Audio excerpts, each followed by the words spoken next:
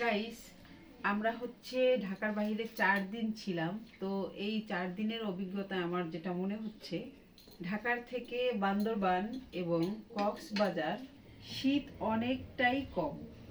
আজকে যে শীত পড়েছে সেই তুলনায় আমরা তো একটু খোলামেলা আবহাওয়ায় ছিলাম। বান্দরবান এবং হচ্ছে কক্সবাজার, তো সেখানে হচ্ছে তোমার শীত খুবই কম ছিল, ভাবা যায় না আসলে। ঢাকায় এসে আমি দেখলাম আজকে প্রচুর ঠান্ডা পড়েছে। এবছরে বোধহয় আজকেই বেশি ঠান্ডা পড়েছে।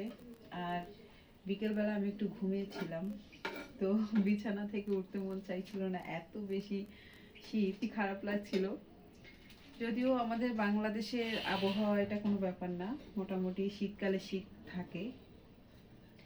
তবে এর আগের বছর আমি যখন ইন্ডিয়াতে গিয়েছিলাম ঠিক তখন কিন্তু প্রচুর ঠান্ডা পড়েছিল।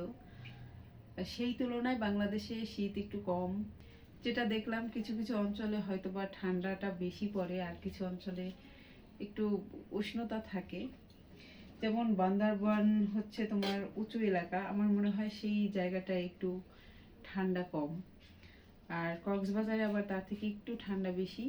আর ঢাকায় কখনোই এত বেশি ঠান্ডা পড়ে না, আজকে প্রচুর ঠান্ডা পড়েছে।